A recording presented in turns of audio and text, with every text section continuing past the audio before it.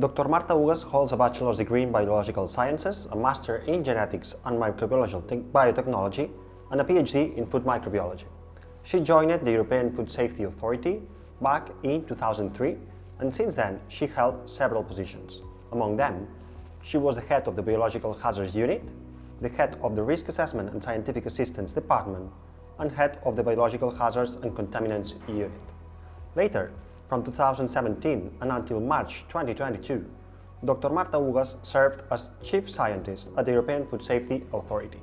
So, we are very lucky today to have with us the right person to talk about the EFSA and to learn a bit more about the functions carried out by the European Food Safety Authority. Thank you very much for joining us today. First of all, I would like to ask, EFSA is the risk assessment body on food and feed safety in the European Union. What does it mean?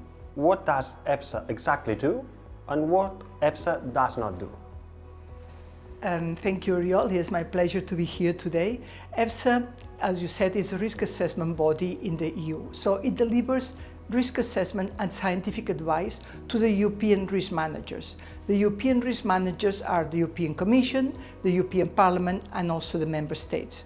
So when the risk managers in Europe want to adopt a regulation, a directive on food and feed safety, they ask EFSA to deliver a scientific advice.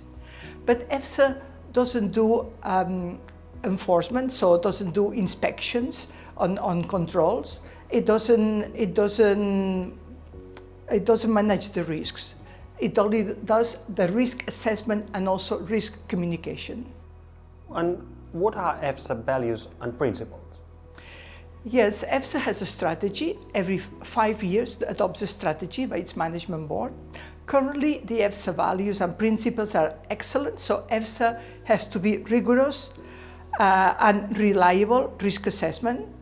Is also independent, so it means that EFSA, the risk assessment that EFSA delivers need to be rigorous and independent, impartial. EFSA also has to be open.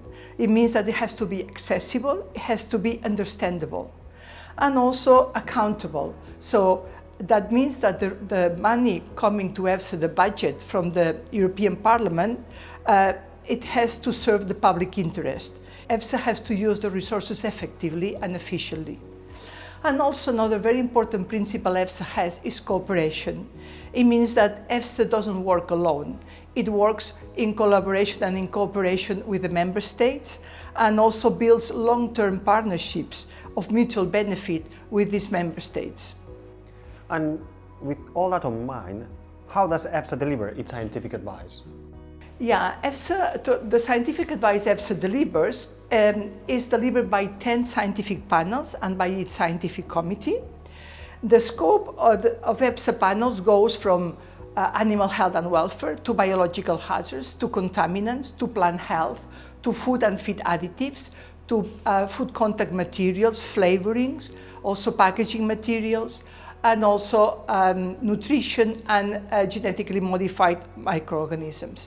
So to deliver the scientific advice, these panels, they deliver a joint scientific advice on an independent way. So the experts that serve in these panels, that they come from all over Europe, and if needed also beyond Europe, have to be independent. So they have to submit a declaration of interest, and they have to declare their interest. And in case they have been working with industry, they cannot work with EFSA on the same area they have delivered its work with industry. So in a way, EFSA coordinates and has within its panels the best expertise around Europe. And you just said that one of the principles or values of EFSA is collaboration and cooperation. And in this sense, how is EFSA collaborating with the European member states in the field of food safety? Yeah, by the creation of EFSA in the regulation, that was Regulation 178 from 2002, it was mentioned that EFSA has to have what it's called the advisory forum. The advisory forum is composed by the head of each national food safety agency, and they meet 4 times a year, and in this way it's also a way to build partnerships, long-term partnerships on different topics, so to collaborate. But another important area that I will mention maybe later on is about communication, that it's also done together with member states. Changing topic now, regarding monitoring and surveillance. Has EFSA a role on that as well? Yes, and thank you for that question, because that's also a very important area of collaboration with member states, data collection.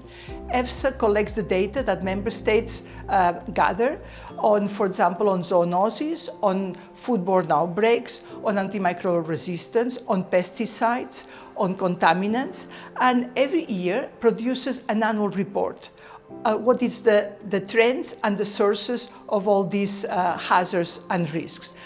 However, this is a monitoring activity, because surveillance, understandable as monitoring plus action, the action is done by the member state and by the Commission, so by the risk managers.